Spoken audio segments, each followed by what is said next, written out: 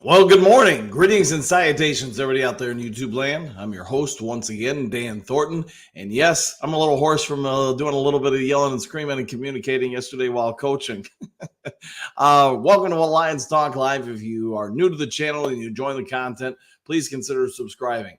We're trying to make a push to get to 4,700 by next week by kickoff. So if you can do your part to help make that happen, I sure would be appreciative. Also, while you're enjoying the content and sitting back and watching it, however you are, don't be afraid to hit that thumbs up like button if you would. All right, so I'm going to try to power through my voice today. Hopefully, you guys don't have too big of a problem with it. Oh, one last thing I do have to get to before we get into the content, though, as you guys know, outside being a coach, a scout, and a YouTuber, I am a realtor. So if you're considering buying or selling property in the state of Michigan or beyond, feel free to give me a call or shoot me a text 269-998-2384. If you're looking for someone who's going to try to work on your behalf to save you some money, try to put a smile on your face, especially going into the holidays where you're saving some cash, go ahead and give me a call. All right, let's move into this. So as we all know, the Lions have the day off. They're resting up, get a little bit of a bye. Let's assess where we are in the season. I mean, we're in the home stretch, basically, right? We've got limited games left. We got a 2.5 division lead, depending on obviously what happens Monday night. So if you want a rooting guide, you don't have much. Monday night, root for the Bears. That's about it. And could the Bears actually beat the Vikings? Absolutely. I think they can. And man, that would be a big help to the team if that does happen. As far as the rest of the NFC, as far as teams realistically that you'd be rooting for, there's not a whole lot out there. Now, next week that changes because there are some significant matchups, but we'll get that in a week from now. And the Lions, though, as we all know, man, as you probably tell from the thumbnail I put up, their offensive line is struggling, and I probably didn't realize it as much watching it live on Thanksgiving because I was with family and friends and distracted with other things, as I'm sure we all were. You could see the Packers pass rush mauling the Lions, so to speak, and it was apparent that Goff did not have time to pass, sort of like the Chicago game, but to the level at which I thought it was, no, probably not until I watched the replays. Before we go, though, let's get into the comment section. I see you guys are already blowing up and got things going. Phil, seatings and salutations. All right, we'll go with that. Well, glad you're having a good one today, Phil. It's tough to get a locker room back after losing with drama. Can the coaches be successful? Yeah, I think it'll be fine. I mean, anybody who's played football or sports, we'll just say with that, for any kind of length of time, there are very few times is it going to go all in your favor for an extended period of time. Look at how many teams in the NFL have a record equal to Lions. There ain't many. And this team is not a complete team. This team, is not just filled with stud players on both sides of the ball. I think we all can appreciate that, but we are up and coming. We do have some really good young talent. You guys have heard me say before, I think we've got some real good talent, especially on offense. The defense, probably not a spoiler alert here. There are some struggles here. So let's keep on going here. Quentin, what do you got? Lions will be fine. Ain't no one going 15-2. We got a good team, but not a great team. I'm saying 13-4. At this point, I would say 13-4, 12-5, somewhere in that range. That sounds about right for the season. Really, my goals, for me at least, it doesn't have to be yours. My expectations or desires for the team, hey, win the NFC North. Get a home playoff game. Win that home playoff game. Now, from there, we can start, getting a little greedy and trying to play with house money. But I think those areas have got to be addressed. You heard me say it after the Thanksgiving Day game. The Saints game, I think, is an absolute must-win. You got to make sure one loss doesn't become two losses. You got to get that win, get a little bit more momentum back on your side, but also keep some pressure on the Minnesota Vikings. If you don't, then the newer players and coaches who haven't been in the heat of those situations, let's just look at it from a mental standpoint. There's something to be said for having people that have been there and done that. The pressure of a big game, of a championship moment, isn't new to them where they're trying to figure it out on the fly. You want people that can think under pressure, make good, accurate decisions, and the way the world isn't on their back when they're doing so. So the team I'm working with right now, helping them out. Yesterday we put them in some pressure situations, and you could just see when a team and a group of athletes aren't used to those moments, how it can emotionally and mentally disrupt their thought process. There's something to be said for somebody who can do it and somebody who's got to learn to do it. So I'm going to say this, Quentin, to your kind of comments here.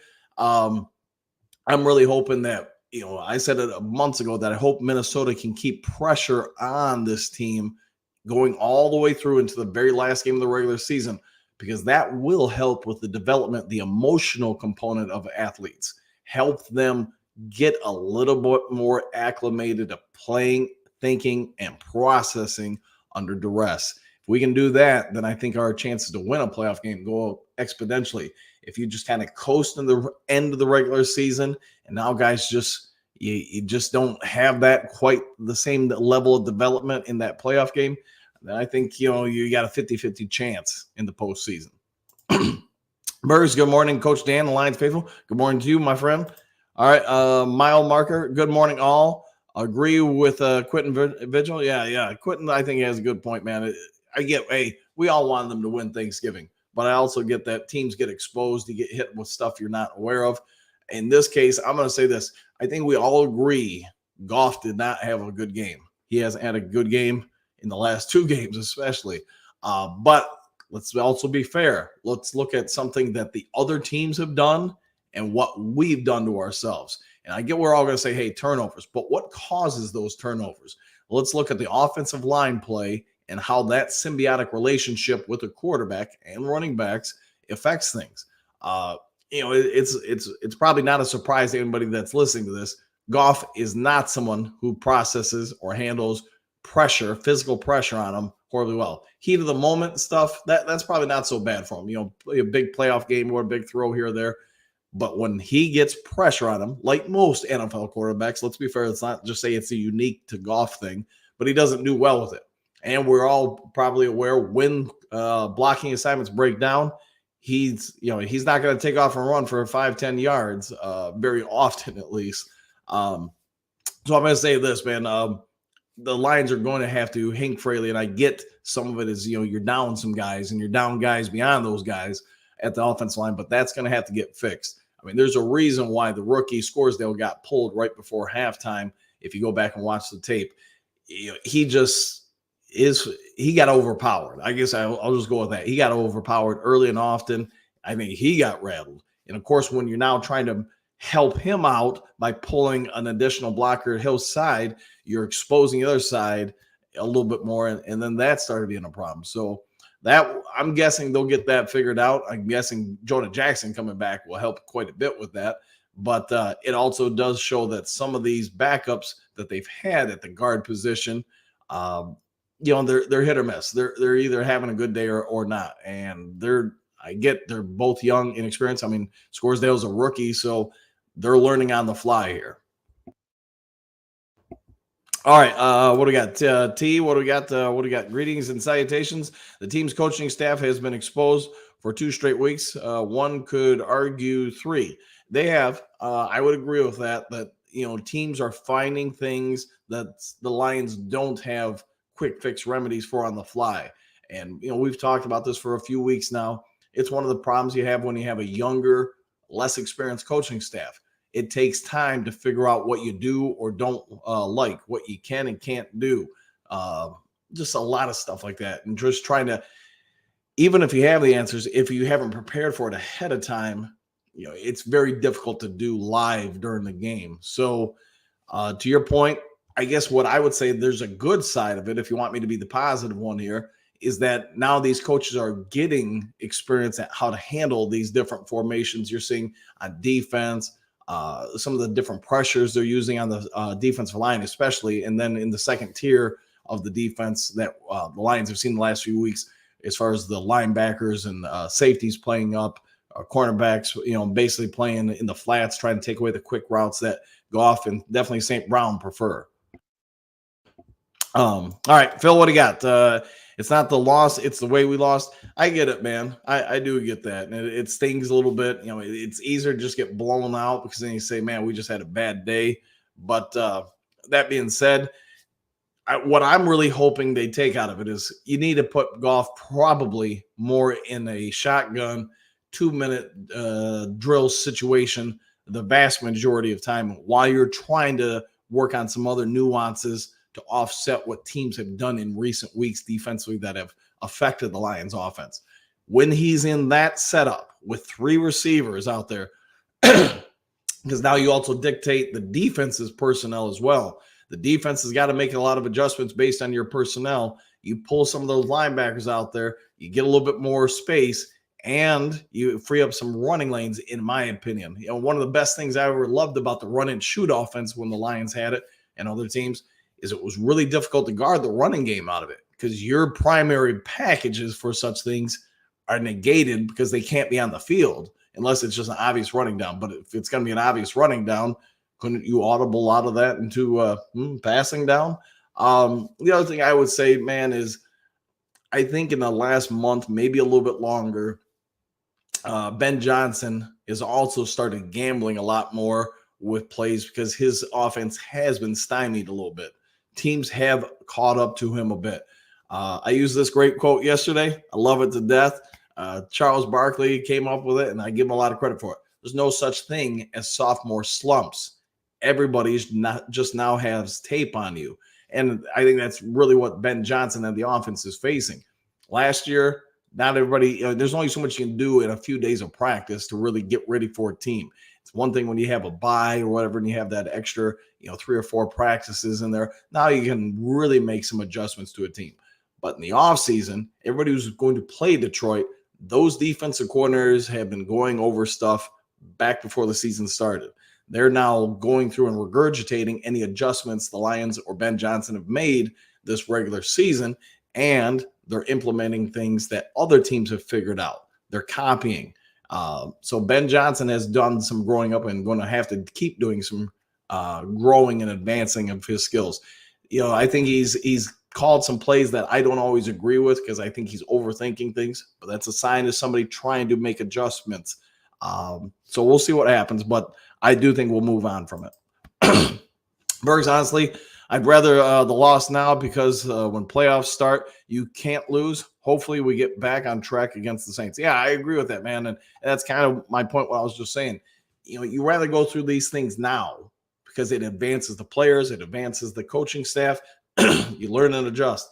If somebody would have done basically what the Bears did in the first playoff game, where now you got pressure, you got all the weight of the world on you, and the players aren't familiar with it. Now with adjustments you don't have answers for, that's a recipe for probably a loss. So I agree with you, Bergs. That guy, congrats on the M Block. Yep. That M Block, yeah, Michigan. Yep. Tori, morning all. Anything for the Lions to root for today? Today, I guess unless you really want to go down the list, real down the list, like with maybe Arizona and was it the Rams or something like that? But I don't think there's a whole lot there because most of the teams that had meaningful games against us or for us to consider played over the holiday or Monday night. You'll have the Bears and Packers, and again, I'm rooting for the Bears in that one, or excuse me, not Packers, Vikings, Bears and Vikings. Where do you rank the Lions now? I'll still put them, say number 8 through 4, somewhere there in that range, because really you're kind of getting real dicey when you start saying, top 10, top 8, top 5, but they're right around there. To me, the defense, it's not bad, it's not great, it just lacks playmakers. The biggest weakness, and I don't think I'm, telling you guys something you don't know, is just a lack of pressure on the opposing quarterback. To me, you want to give a high five to someone, it is the defense, because the fact that they're getting stops when the other quarterback has 5 seconds to throw on average, that's impressive because it shouldn't be happening. But with that being said, they've got to do something to fix that, and I don't really know what you can do other than maybe James Houston comes back or whatever, help out. But to me, Aaron Glenn, I think, has just got to have a kumbaya moment and say, hey, we've got to bring pressure or we can't cover more often than not. And you got to do it earlier in the games. We seem to, in the last month, do it only later in the games when the game's on the line. We absolutely got to get a stop. To me, why not just have that mentality from the get-go? If you do that, you're probably okay. That guy, Michigan, yeah. I knew we were going with that. Michigan Wolverines, yeah, yep. Greetings and salutations, all. Same to you, Brittany. Hopefully, you have a good one. Darcy, happy for U of M after all the drama this season with Spygate. It's nice for that team to remain undefeated. You got to give them props. You got to give them a lot of props. And I put a comment. I ended up taking it off Facebook because it led to drama. Yesterday, I just said, man, the Spygate thing. Okay, I get you broke a rule, but let's not be naive and think this isn't happening all over, and it hasn't happened for over 100 years in football. I will say this for the electronic filming in person, you can do that at Pop Warner. You can do that at junior high or middle school, whatever it's called nowadays, high school. You can do that at NAIA, junior college. You can do it in the pros. You just can't do it apparently at D1 football for whatever reason. So, yesterday we're not even playing real games. We're just, working on stuff with athletes. There are probably 3 or 4 different places out there filming us trying to get tidbits here and there. And, some of these jokers are within 50, 60 feet. Why? Because they want to listen to your verbiage, your calls, your adjustments and everything. And to me, that's just part of coaching. I'll say this. If you're not out there scouting, if you're not out there trying to get plays and stuff like that, then I think you're an idiot as a coach. You're lazy or something. I mean, maybe I shouldn't say idiot, but you're not very strong. How about that? I get you broke a rule, but I also think I would equate it to tearing a tag off a mattress. Yes, you can go to federal prison for it, but is anybody really going to make a big deal out of it? I don't know. Apparently they are, but I'll say this. I'm a USC fan. I think this is a ton of drama about nothing, but give kudos to those players and those coaches.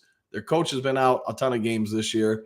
All the distractions in the world on these kids, and yet they still won. And I'm not trying to start a fight between Michigan State, Ohio State, or somebody else's fan base. I'm just saying give those kids credit, give those coaches credit, because a lot of teams would have probably succumbed to some of the extra nuances around them in the season. For this particular team, U of M, I think it became a galvanizing force and made them probably actually better. So while certain parties may have wanted them to lose games to justify their cause or whatever, I think you actually did the opposite. I think you helped them become undefeated. But that's just my take. Doesn't have to be yours. So small. Jackson's value to the team seems to have gone up. Yeah, or going up. I would agree. And we've talked about it before. How do you pay 4 dudes on the offensive line? Good money. I did talk about the struggles of the offensive line. I think Frank Ragnow did not have a good game, and maybe the worst I've seen him have in years. Thanksgiving. But to your point, Jonah Jackson, yeah, you could see the significant difference there is in this offensive line when he's out there versus when he's not. And obviously that translates to quarterback play, running back results.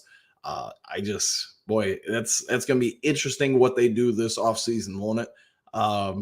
Because he's clearly an impact player for them on the O-line. Just what do you do? I mean, maybe you do just put up some more money and just say, hey, we're okay with investing into 4 of the 5 guys in the O-line. I'd probably even at this point look at Goff and say, hey, you want to stay here, you're going to have to understand we're going to have to pay Jonah Jackson to help you play well and to help this entire offense. You're going to have to help us out in order to do that. So can you take 35, 38 million a year versus 45? If you can do that, then I think the entire fan base would be okay with Goff remaining, or at least the majority of the fan base. But then also I think you open up a window to keep Jonah Jackson too. Phil, do we still say in Brad we trust? He has not helped this team much lately. I would say yes, just because his success for the most part, Phil, is happening during the trades, or during the offseason with draft picks and draft trades, things of that sort. He's doing a phenomenal job with all of that. As far as you'd have to have a sit down with him as to why he wasn't more proactive going into the trade deadline. I guess the only thing you would say is he feels for this team to go forward, getting somebody like Montez Sweat wasn't in the team's best interest. But man, oh man, you guys have heard me talk about it for months now. You have a window of opportunity now.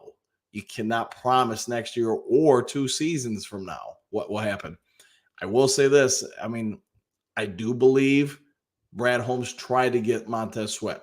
I also believe that he was not willing to give up a first round pick to supersede the Bears trade for it. I do think the Bears probably to some extent, who knows if it's accurate or not, but to some extent probably made that trade more to spite the Lions than anything else. But I could be way wrong on that. That's just my opinion. And as far as, picking up free agents that are currently out there, Phil, I just don't really know if there's anybody out there that would make a vast impact on the team. If you guys think of somebody, let me know. But I'm not just, JJ Watt, I get they talk to him, but is he going to come in? Who knows? And how long would it take him to get ready? I would say this: if Watt or any player is going to be signed, they've got to do it in the next 3 weeks, because after that, their ability to get ready and impact the football team is probably gravely reduced. All right, just say K. So some long Goff seems to be going down.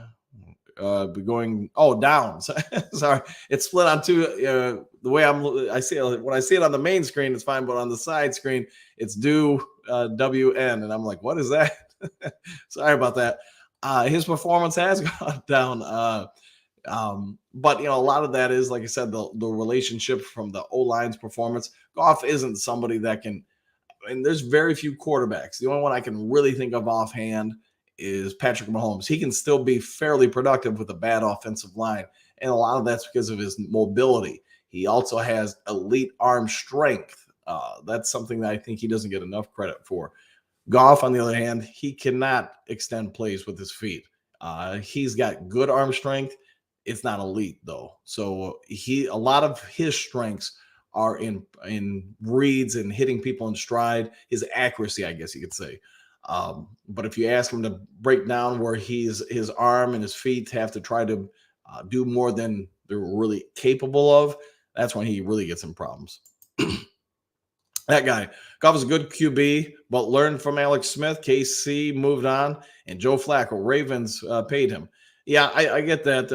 And that guy, what I would say is, if Hooker was out here this season getting some snaps, really the backup quarterback, where the coaching staff could really soundly evaluate him, maybe even give him some live action, then maybe there's some thought about letting Goff go.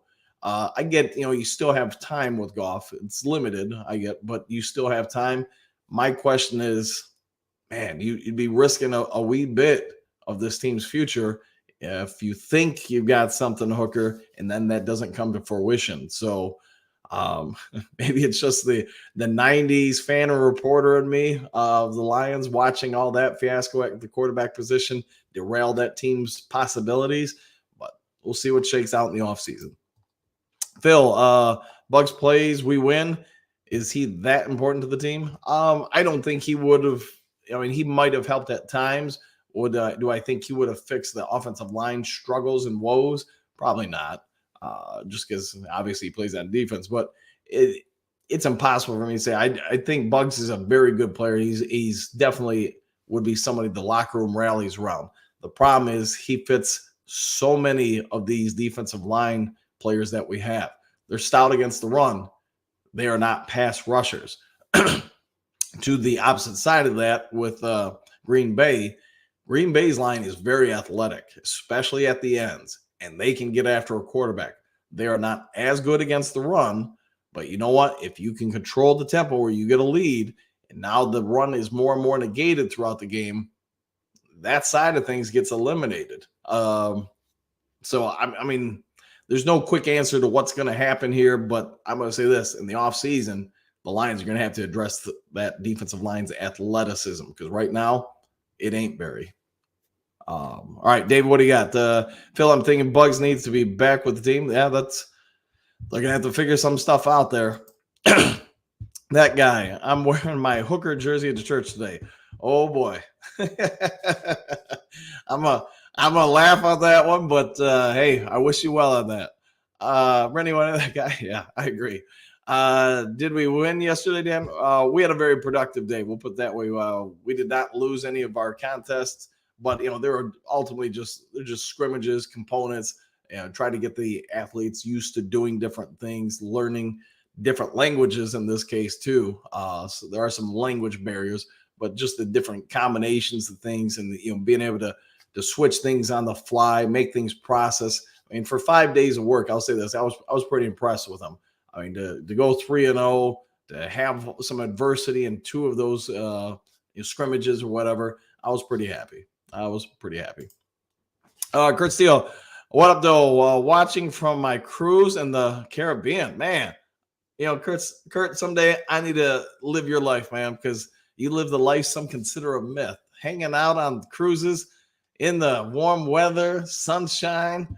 I mean, sounds horrible to me, but I know the girlfriend would love it. I'm just messing with you, man.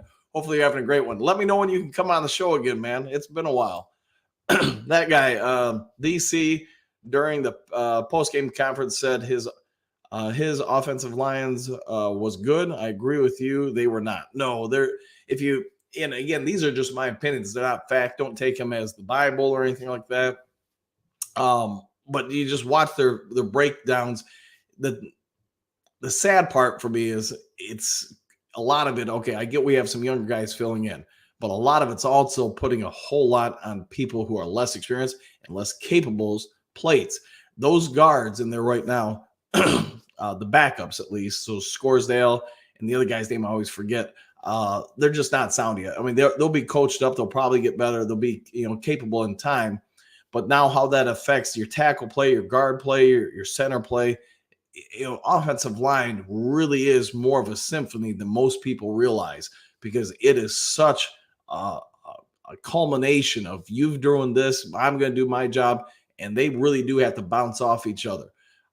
Taylor Decker, I would also say, not so much against the Bears. It wasn't his greatest game ever by any means, but definitely against the Packers, he got exposed a lot. And again, with athletic players who were going after the quarterback, it exposed us quite a bit. I think their athleticism clearly gave this offensive line issues.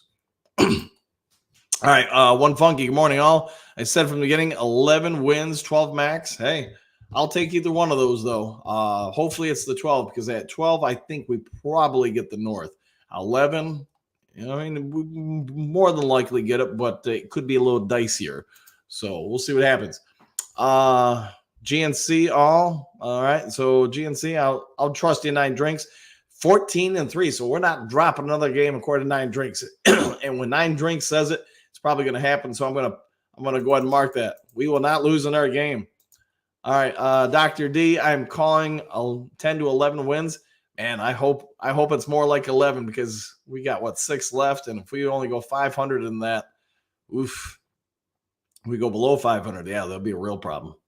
All right, JDC, morning off from the UP of Michigan. Good morning to you, my friend. You getting snow yet? Because I'm hearing we're going to get some today. Dr. Troy, I was at 9 to 10 at the beginning of the season. So you've upgraded. Okay. I would, man, I hope we win more than just 2 more games, but who knows? What was it? Got Ed. Good morning, Coach. I said before the Bears game that Ben was under pressure. He has gotten worse. Now he has to come up with a better plan, not just trick plays, but a solid plan. Yeah, and I agree with you, Ed. I mean, I think a lot of the coaches, both sides of the ball, are having to learn under fire here. I will say this, and I get we're all going to jump on Aaron Glenn and say, hey, he's not this, he's not that. But I do think you clearly see where he has made adjustments and evolved as a coach. Ben Johnson, I mean, I think he started off pretty good, but again, everybody's got film on him now. They're making some adjustments. We're going to have to see where he can go with this, because he's got to make some more adjustments and set up the football team for success a little bit earlier. I see trends, but that's just me. Doesn't mean that I'm right and he's wrong, or he's wrong and I'm right. It just means, to me, the offensive line seems to play better. The running game is better, and the passing game is better out of the shotgun and 2-minute drill situation. we'll see if Ben Johnson concurs with my assessment. Don, greetings and salutations. Will Harris is the best DB in football. Well, Don, you have had plenty of Mountain Dew this morning, haven't you? So I'm gonna go with that. Yeah. Hail Will Harris, All Pro. Yes, man, I gotta imagine this offseason. And of course, I thought that last offseason too that they'd be moving on from him. Brent, good morning, coach and Duke crew. 8-3 and people complaining. We're still in control of the North. Lions will be fine, but I do think we are still 1 year away from challenging for the NFC. Yeah, and I think if you look at the roster, Brent, I think you're probably correct. You just start thinking the original draft class of MCDC and Brad Holmes, those guys will be in their fourth year. You'll see, most of the other ones start evolving, developing. I think he had one more real good, solid draft class to this team. And now you start really having something. And I'm going to guess the majority of those picks are probably going on the defensive side, unless you're going to add an offensive lineman or so. To me, if I had to prioritize it, and this is my way too early NFL draft prediction for the Lions, I think you got to get an edge rusher. You got to get a cornerback with some size, and then probably offensive line. If there happens to be a really great interior guard in the first round and not so much, somebody else of the other two mentioned spots there, then you probably go guard. But in that order, I think that's your biggest needs, unless you're really trying to just replace somebody for a contract reason or whatever it may be. But Brent, I would also say it's also why I'm probably not a GM, because I would have been more aggressive and I probably would have been willing to give up a little bit higher draft capital to acquire some players to help out this year's team. As long as I could say, we're going to get them now, they're going to help this year. But I can honestly say in my assessments that they should be good for 3 more years. So, 2 to 3 more years. So you get 3 to 4 seasons total out of them. If you could do that, even if you gave a first or second, you got sound return on that, because most NFL players, we all know, really only make it 3 to 5 years. So if you can get 3 to 4 out of them, you've got due value out of that pick. All right, Don. Okay. Tyler, what do you got? Just watch some Hendon film in college. Could we see him this year at all? Thoughts on his future role? I don't think we'll see him this year. And the only way I'd see it happening is if the last game of the regular season is just meaningless. But if we're going to the playoffs, here's what I would counter with. Do you want Teddy Bridgewater to get, say, all the game snaps in that final game, or a half or whatever, to get him ready in case something happens? That's where I think it's got to be a coaching call there. And if it was me, let's just say the last game of the regular season is meaningless, Goff and the starting offense probably gets a quarter and a half. And then Bridgewater and every backup in the world, offensive line, receiver, or whatever, is out there the rest of that second quarter and all the second half. But that's me. And of course, the bad part for Teddy Bridgewater is you're putting him out there with a bunch of dudes that, your backups for a reason. All right, Dr. D, yeah, okay. No worries. Will Harris is a utility tool. Yes, he can fix it. Oh boy, here we go, Dr. D. There go Johnny. Go Blue. Yeah, impressive win for them yesterday. I watched most of it while doing some other stuff, but some coaching stuff. But really for everything they've been through, I'd say that was an impressive win. All right, JDC, what do you got? Every game day is going to be different. Every play is going to be different. Every game, season, year, and century will be different. Enjoy the rest of the wave till you hit the beach. Go Lions. Man, you sounded like a surfer there to be, man. I like it. And who knows where this thing will end up going. All I want to see really out of these last games is improvement. And probably at this point, more from the coaches. Because if you can get them more experience, more answers to be able to think under pressure on the fly and make in-game adjustments just a little bit faster, that's just going to benefit this team, not only through the rest of the season, the playoffs, but obviously for future years as well. So we'll see what happens. But I do think, my personal opinion, I don't want to see us losing more than 2 more games in the regular season. Because then I think you'll finish this season pretty sound. The fan base, no matter what happens in the postseason, will be fairly happy, although be a lot happier with a playoff win. I think if, man, I had to get a few people have said, hey, only 2 more wins for the team. I think, man, the fan base would probably implode on this team. As sad as that is, it probably would happen. All right, Don. I just want a game where Goff has 0 turnovers at this point. Yeah, he's not like the Goff of last year, and we've talked about it. Last year, he played an incredibly good level, but of course, he also didn't get pressured a whole lot. Maybe after the New England game, I mean, maybe a couple games after that, but down the stretch, he didn't face a lot of pressure, and you can see some guys handle pressure better than others. One of the best I think I ever seen at handling pressure was Kurt Warner. That dude could get his jaw displaced, and he'd still go out there and fire rockets that were on point. But Goff isn't that guy, and you could say when he's younger, whatever, 1, 2, 3 years in the league, maybe he'll grow into it.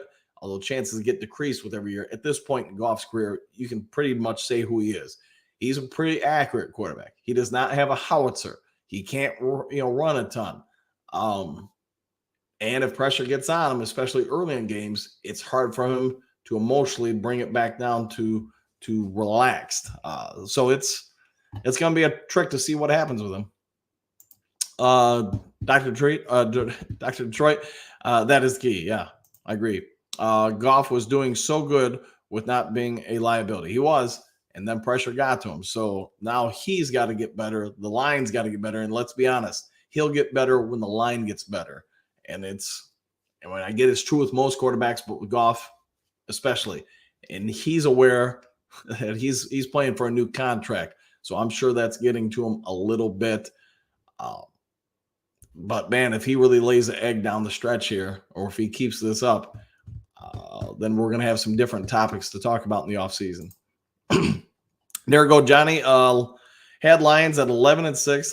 They must hit that mark or bust. All right, 11-6 or bust. I'll go with that because 3 more wins, they hit it, but it also means there's 3 more losses.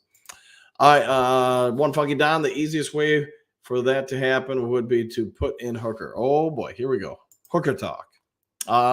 Detroit Lions.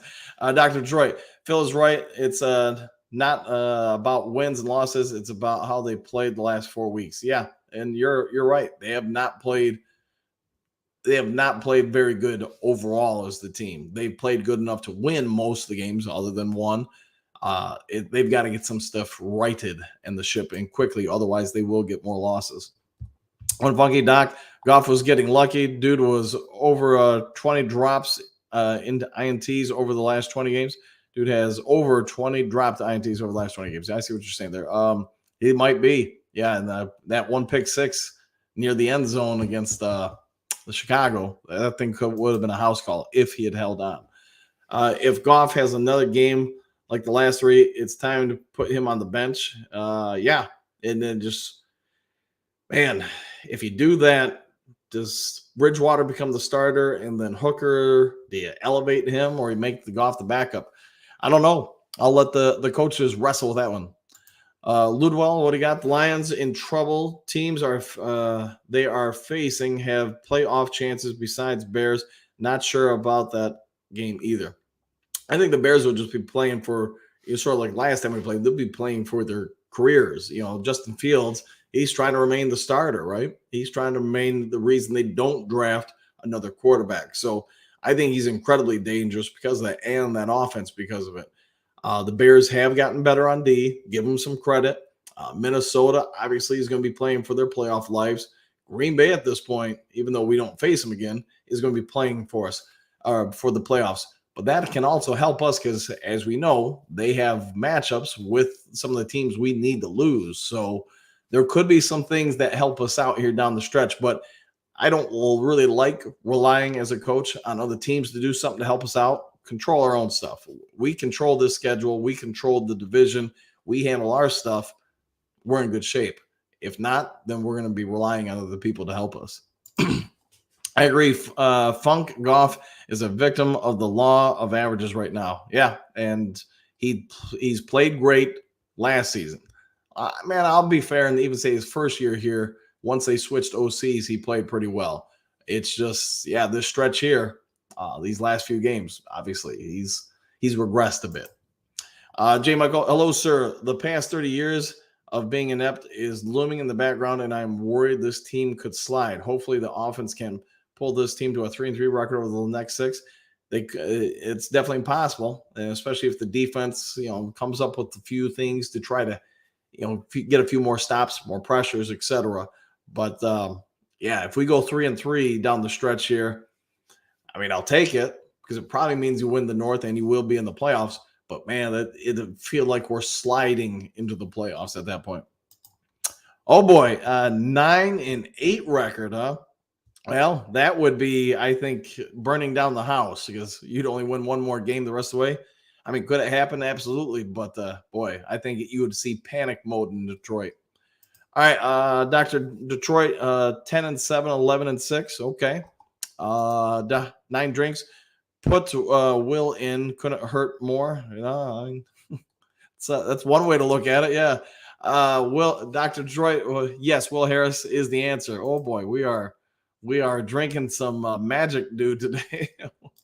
All right, JDC Magic 8 Ball says Lions. I can't really see some of the schematics on it, but it's something 3-6. Oh, 36 Saints 27. Okay, I'll go with that. Yeah, I would take that as long as it's a win, man. Works for me. Phil, play fun. Don't outthink ourselves. Yeah, keep it simple, man. Keep it simple, stupid. That's a great acronym, but yeah, just go out there and do what you do. Don't try to get too cute with it. Phil, Superdome is very hard place to play, and Lions have, unfortunately, not always the greatest success there. Dr. Troy, yes, they already messed us up. Yep, I got you there. Yeah. Detroit, Dr. Troy, top 10. The defense is mid to weak. The offense needs to stop turning the ball over and refresh the routes. Yeah. I mean, really, you could say this with both the Bears game and the Packers game. If you don't have turnovers, you probably win both those games. But you got exposed, and now you got to counterpunch it. Rosoga, we got Aaron Glenn deserves to be fired right now. I mean, I get that, but if you do that during the middle of the season, especially one where you've got eyes on the playoffs, I just think it'd cause more issues. But maybe I'm wrong. I mean, maybe somebody come in and fix it all real quick. But I would say, yeah, I think you'd be in a tough spot with that. 9 drinks. Michigan saved my weekend. Yeah, I'm guessing that had happened for a lot of people. That win yesterday probably revitalized a lot of people who were depressed from the Lions lost. All right, there goes Johnny. Other teams know Goff's limitations. Ben Johnson's got to find a way to change it up going forward. Yeah, they're going to have to get creative with things. They're going to have to find things that are working versus what the defenses are doing. And let's be honest, the defenses, they've got us under the microscope right now. One funky, yeah, fire AG because the offense keeps giving the ball away with short fields. I'm not a defend the Glenn guy, but the offense has been giving away points in every loss. Even there's a ton of truth to that because let's also be fair to Aaron Glenn and the defense. The second half, they didn't give up jack. I mean, they did really well against the Packers. And to your point, in the first half, you take away the fumble 6 and some of the short field turnovers that led to field goals. I mean, I don't know. I'm doing it in my head, and I don't know if it's totally accurate, but we'll just say that the offense gave the Packers 14 points. Maybe it's 17. I don't know. But either way, do you win that game if you take points off because of the turnovers? Yeah, you do. Do you now potentially add a few more points, even if it's 6 more points to the offense with those turnovers? You'd probably win by a little bit of a breathing room. But unfortunately, that didn't happen. But to your point also, the offense needs to take some of the blame for that is being sent towards the defense. Dr. Troy, yeah, what upset me off was used all our extra draft capital to get Goff weapons the last 2 years, and it still isn't doing the trick. I mean, it's just been a bad 2 games. Now, the rest of the year we go out, let's just say we go 3-3 or 4-2 or whatever, and Goff and the offense are playing well. We'll forget about this rough stretch. But the rough stretch also needs to show us, hey, here's some things we're not doing well at, and move on for it? How do we make adjustments? Like I said before, if we do all that, we learn from it, the players and coaches develop, then, it was worth it. Capital. Yeah, I knew what you meant, Dr. D. All right, well, what are the screens to backs when defense is over aggressive on the pass rush against us? They've tried some. They've had some success with it. Some of the wide receiver screens, especially against the Packers, man, those things, I just don't think they were well designed. I think on paper they look good, but you're asking a whole lot from other people to come out and get out there in space and screen defensive backs. Offensive linemen, you're going downhill, you can, but man, when you got to ask those guys to sprint more than 5-8 yards to get to a shorter, quicker person who sees you coming, it can be. It's not easy to get out there and block those corners for offensive linemen. It's one thing going straight ahead. It's another thing where you're talking about going left or right. Dr. Detroit, yeah, we might have to start to rebuild the O-line too here pretty quick. Yeah, you're seeing some stuff, or at least I am when I'm watching film. Jonah Jackson, I get he's normally pretty healthy, right? It's just this year he's been beat up. But I will also say this as a coach. Once those injuries start happening, it's usually a sign they're going to keep happening. It's just the nature of having a human body, man. Once things break down, it's hard to get them sound again where other injuries don't start popping up.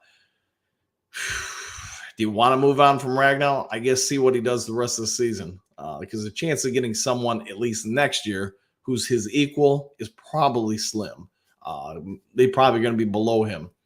Are you going to try to replace some other parts on the offensive line? To me, and this is just me, man, I would try to re-sign Jackson, keep Ragnow, and get one more rookie sound, upgrade at guard. You can get by probably with Decker for another year or two, but the following year, I'm probably looking to replace Decker, move Sewell to left tackle, and then obviously you got to get a right tackle somewhere.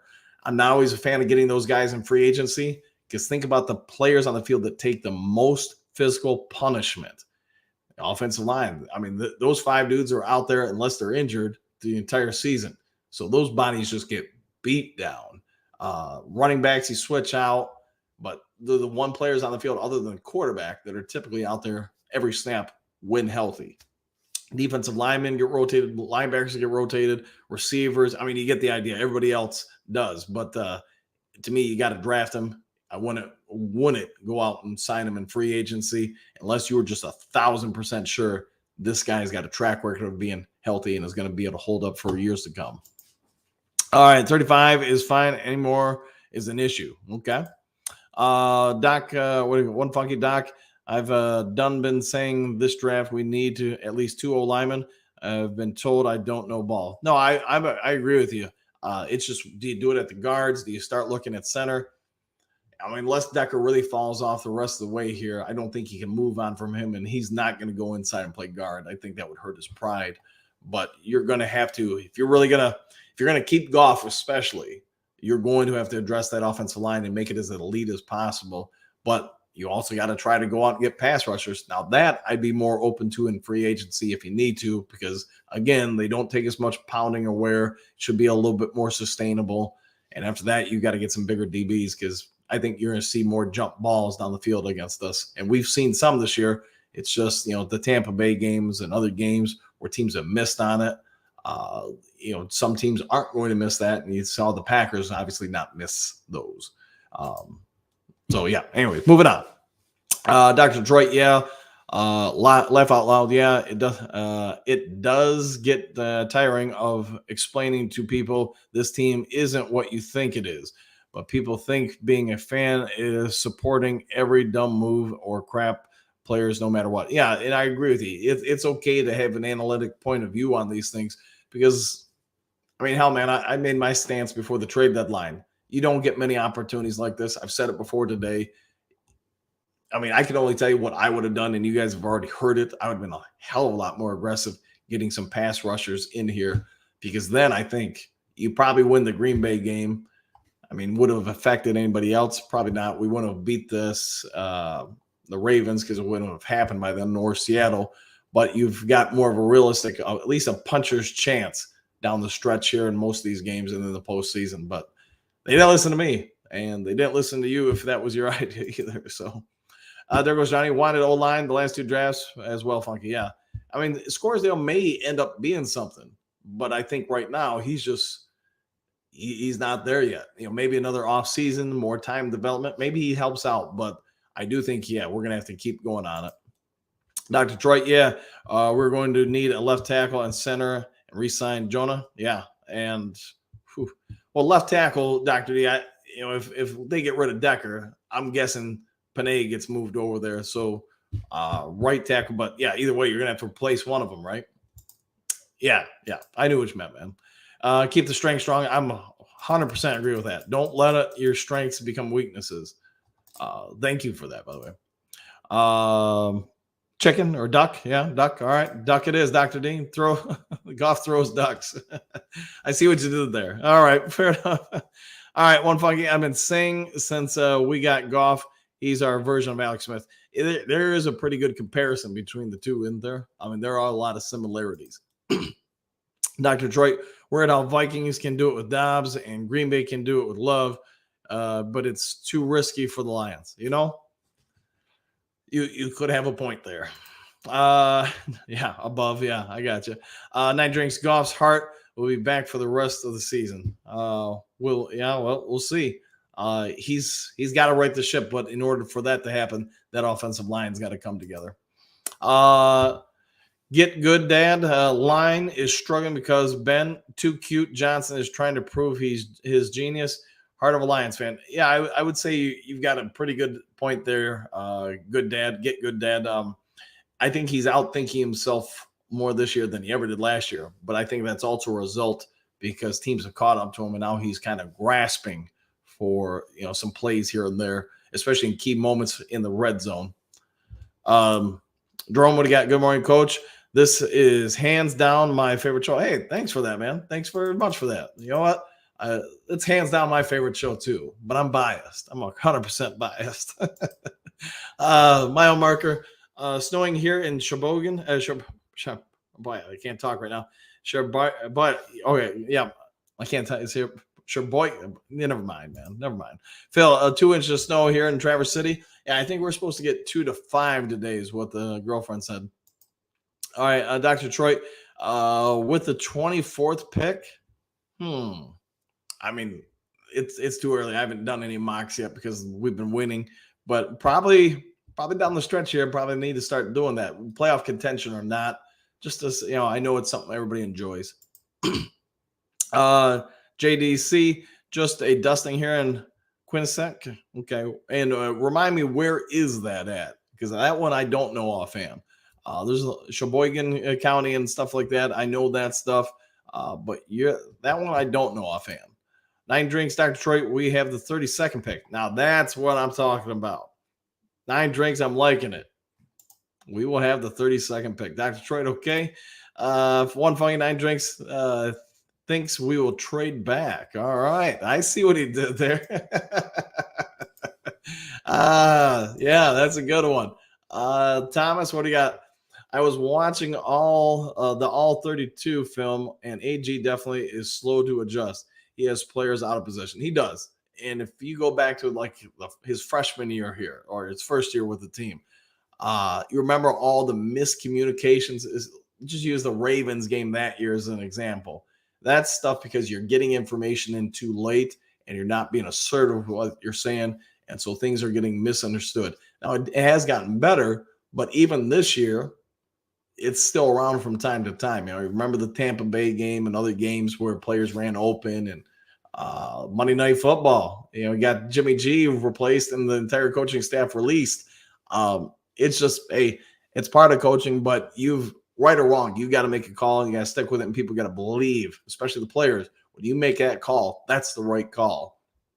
And that's where I think our coaching staff, because of their inexperience, is still learning a little bit. My Margaret JDC, wow, you are Western. That's fire, great region. Yeah. All right. Thomas, Ben Johnson has become predictable in his play calling. Teams are not biting on the play action.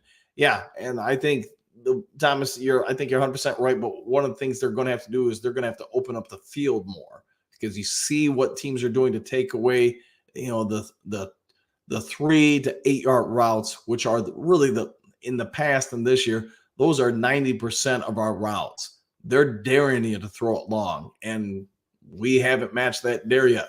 You start hitting a few of those. Give Green Bay credit when they came out the very first play of the game and just fired it downfield. They were being aggressive, which pulls coverage, especially if you get it a couple times. The rest of that half, you're going to have defenders on their heels and defensive coordinators on their heels too. Brandon, Lions have to be careful. Minnesota twice, Chicago outside. Denver has woken up. Dallas, they could lose another 3 games playing this way. You're 100% right. And I think if they do that and they go 3-3 down the stretch on top of what happened on Thanksgiving, that's not a good way to go in the playoffs by any means. JDC, Marmar, yep, I agree. Max, hey, good to see you, man. I know you had some comments yesterday. Sorry I wasn't able to get back to you. Just, between coaching Jazz and then watching the game yesterday. Yeah, didn't have time to get back. So 11 wins, hopefully. I'm gonna still go for. I'm hoping for 12 to 13, but that's also because I don't want us to see us basically play 500 ball down the stretch. Although I guess 12 would just above 500. All right, Dr. Detroit. He is slow, but he is small. Yes, correct. Chill out, Hendon Hooker talk. He has not played an NFL snap. This is also true. That's it'd be one thing if he was healthy this season on the practice field, and the coaches could assess him. But right now, he's a total roll of the dice, man. In my opinion, maybe they know something I don't, which is definitely possible. But I'd be careful with that one. Does Goff owe Vegas money? You'll have to go to another channel for that deep dive. I don't think so. I just think that offensive line breaks down. He gets rattled in a hurry. And you watch him run with the ball. He's clearly somebody who has not ran with, been told or taught how to run with a football. I mean, he holds that thing out loosely, and that's why he's fumbling. All right, Dr. Troy, is Goff's girlfriend going out on him or giving him problems? I'm going to move on from that one. So Okay. Hater's house, let Goff play next year, then let him walk. It could happen. Yep, 9-8 or 10-7 at best. Wheels are falling off, and Lions fans will be happy. Well, let's hope it doesn't fall off like that, but could it happen? Absolutely. Thomas, Lions on a free fall. You have a stubborn head coach who told Brad Holmes that we did not need any help at the trade deadline. How has Donovan Peoples-Jones helped? He hasn't at all yet. Doesn't mean he couldn't in time, but as of yet, the only thing he's done is gotten a penalty for us on a play. Hitter's house, AG is not getting fired. The defense has been put in tough spots by the offense and special teams. I would agree with that, especially last game. Okay, AG is not the problem. I would, they've got other worries than that right now. Dr. Detroit, anyone thinking we didn't need D-line and cornerback help is delusional. I agree, especially since Jerry Jacobs was never meant to be your number 2 cornerback. But, I will say this. I think he's played as well as he could play, but it doesn't mean he should be your number 2 cornerback at all.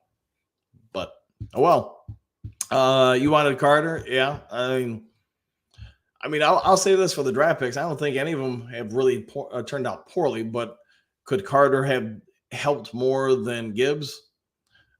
I don't know. Probably on the defensive side, but Gibbs, I think he's got some good value here. He's done some good things here. Thomas, we got AG is one of the biggest problems. Give up over 70 in 3 games.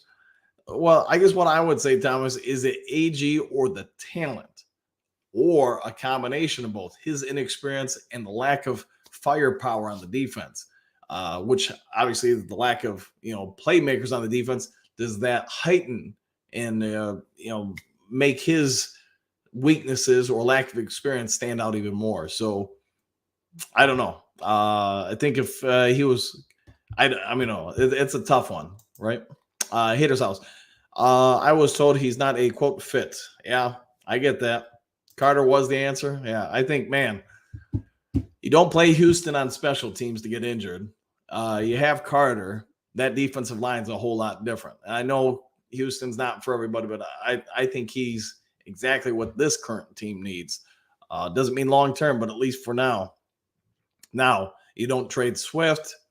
Maybe, you probably could have done something, but hey, I'm not going to worry about it now because it's spilled milk. You can't go back. OL, what do you got? It's both sides of the ball. Those opening drives set up the games. Yeah, they do. You really can establish something early unless something goes against you to break that. I get you. All right, guys, it's been an hour, so the Mountain Dew is calling me. I got to get to a few other things as well, but I hope you all have a great day. If you haven't yet subscribed to Lions Talk Live, why the heck not? Go ahead and do so. Help us make that push for 4,700 before next week's game. If you can do that, I would be thankful. Hit that thumbs up button, and we'll see you all on the next Lions Talk Live. Take care, everybody.